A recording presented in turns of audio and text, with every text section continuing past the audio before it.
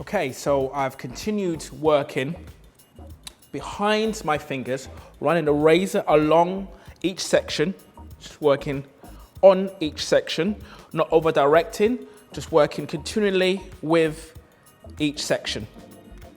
Now I'm just going to connect the back area through to the side. So what I do need to do now is take a diagonal section, as you can see here. I'm going to work that just behind my fingers and then work down into my previous cut here. This section has been taken from that corner where I went completely at 90 degrees to the head. Now that section comes down and then drops behind to connect this area. So my next section through the back and the other side is to come back along here,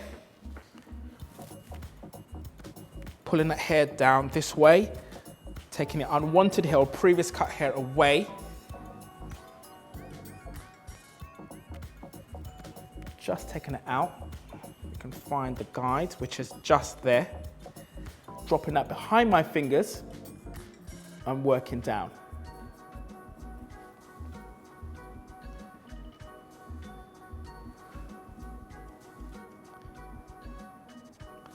Note, when I'm combing the hair, I'm always combing it to my previous uncut hair.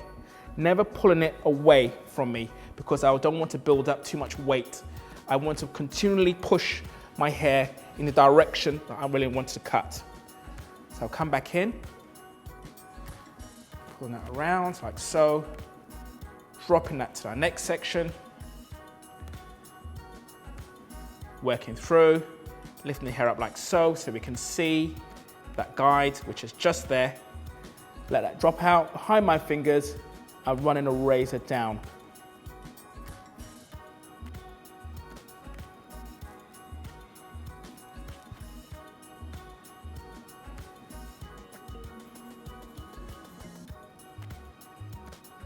And then my last little bit is just pulling the hair forward, just to take off that corner.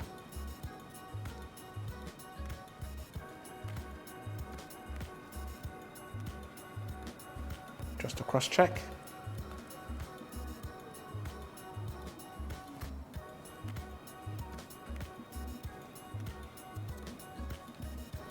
Just clean that back section up.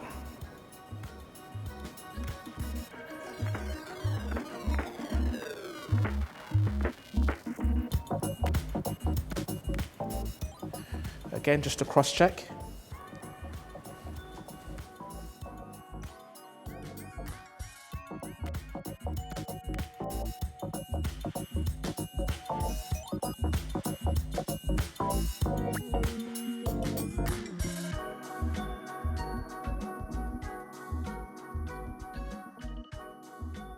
So my next thing, I'm going to explain about taking weight out internally. So what we've done, we've worked on the primary shape. So what I'm going to do is go back in and take some of that bulk and weight out of the hair. Now there's two methods of doing this, and what I want to do is show you a method of taking away bulk from hair that is this length. So we're going to go back in, working through, and we're going to run our razor at a 0-degree angle and slightly tilt it to about a 10-degree angle. You can either tilt up to actually make the hair kick up. So the shorter hair is underneath the longer hair, lifting the hair up, or we can tilt down at 10 degrees, making the hair sit a bit flat to the head. I'm choosing to go in and down rather than kicking the hair up. So it's really just to take some of the bulk and the weight out of the shape. Okay, so I want the shape to sit a bit flatter when I style the hair. So to do that, I'm going to go back in, going through at a 0-degree angle and tilt downwards. 0 from the actual, so from about 3 inches from the root, I'm going to come down and take the weight out that way. So we're going to continue this throughout the other side.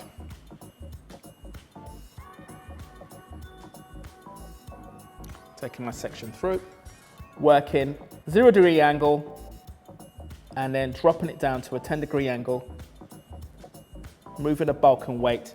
And again, this lets the hair sit flat to the head. If I want the hair to kick up a little bit more, say for instance, when I'm styling it and I want it to really be, as I say, a lot more movement in the hair, I would then come up and kick upwards this way.